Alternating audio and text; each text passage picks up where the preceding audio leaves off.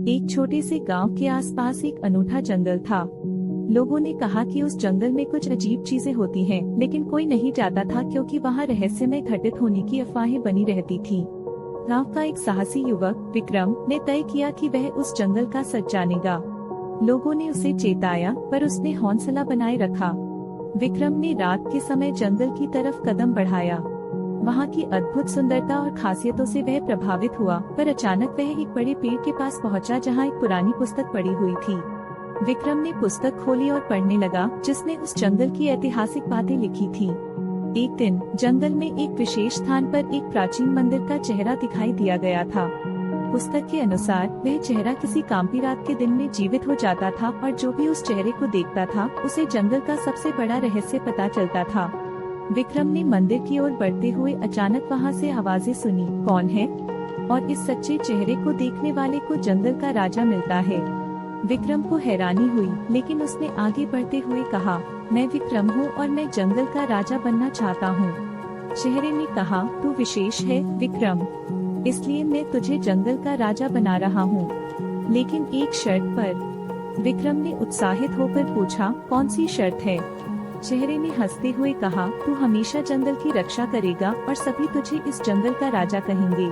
एक अद्वितीय जंगल था जहाँ विभिन्न प्रजातियों के जानवर खुशी खुशी साथी बने रहते थे। इस जंगल में एक अजीब सा और अनूठा जानवर था जिसका नाम था फ्लिफी। फ्लिफी एक प्यारा सा फिनिक्स था जिसकी रंगीन पंखों में बहुत सारे रंग थे। वह जंगल का सबसे होशियार और आकर्षक जानवर था। लोग उसके साथ समय बिताने के लिए बहुत उत्सुक रहते थे।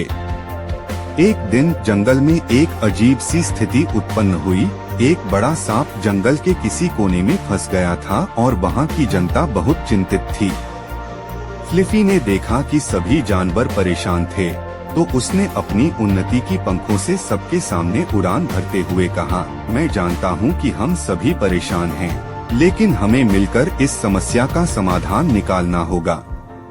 फ्लिफी ने सभी जानवरों को एकजुट होने की सलाह दी और एक साथ मिलकर सांप को बाहर निकालने का प्रयास किया। जानवरों ने मिलकर एक समझदारी योजना बनाई और सांप को बचाने में सफल रहे।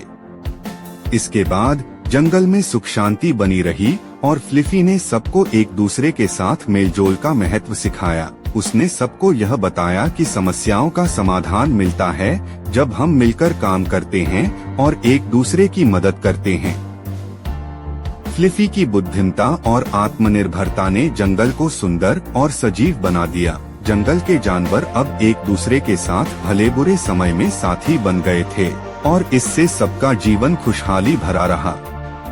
कथा का सारांश, फ्लिफी की बुद्धिमत्ता ने दिखाया कि समस्याओं का समाधान सामूहिक सहयोग और साझेदारी में ही होता है।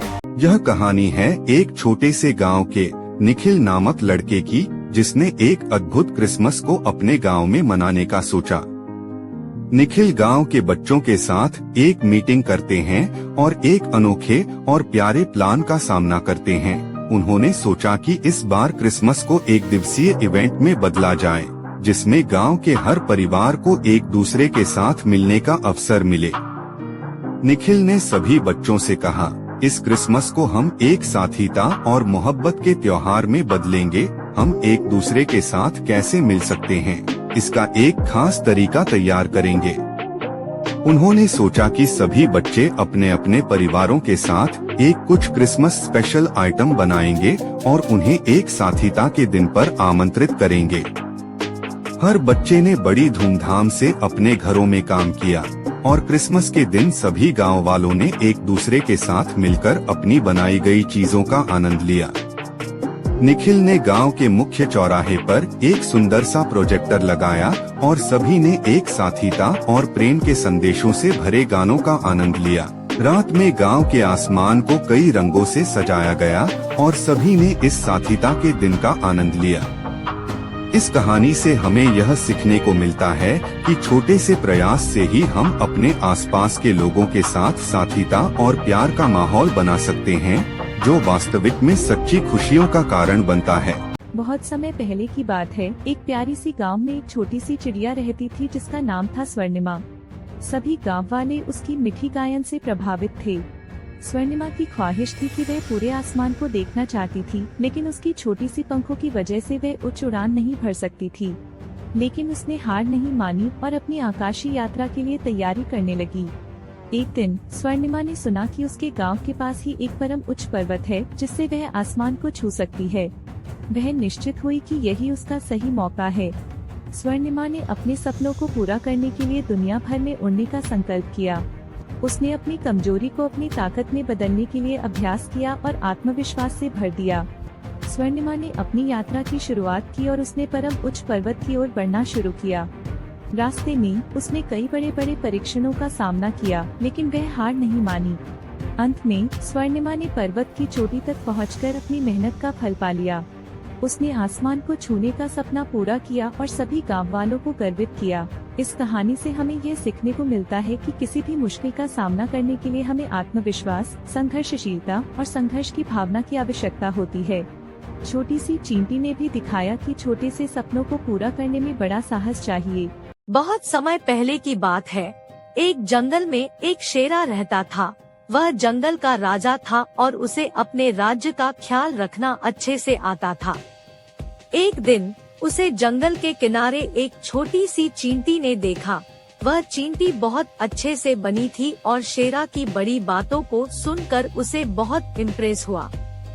शेरा ने चींटी से बातचीत की और उसे अपने साथ रहने की इजाजत दी। चींटी ने खुशी खुशी इस दुनिया में नए दोस्त की शुरुआत की। शेरा और चींटी की दोस्ती बहुत गहरी हो गई। शेरा ने चींटी से अपने राजा क्षेत्र की कहानियाँ सुनाई और उसने भी अपने जीवन के कुछ सबसे मजेदार पल शेयर किए। एक दिन जंगल में एक भयंकर सांप आया। शेरा ने चींटी से कहा, हमें इस सांप से बचाव करना होगा। चींटी ने धैर्य से उत्तर दिया, हाँ, हम मिलकर इस समस्या का सामना करेंगे। शेरा ने एक योजना बनाई और चींटी ने उसमें सहयोग किया। वे मिलकर सांप के सामने गए और अचानक से उसे डरा दिया। सांप डर के मारे भागा और वहीं से वे शेरा और चींटी की दोस्ती को आगे बढ़ाते रहे। जंगल के सभी जानवर उनकी इस बड़ी दोस्ती को देखकर चौंक गए और उन्हें एक साथ देखकर जंगल में शांति बनी रही। इस कहानी से हमें यह सीखने को मिलता है कि हमेशा अपने साथी के साथ मिलकर समस्याओं का सामना करना बेहतर होता है और अगर हम एक दूसरे का साथ दें तो हर मुश्किल को आसानी से पार कर सकते हैं।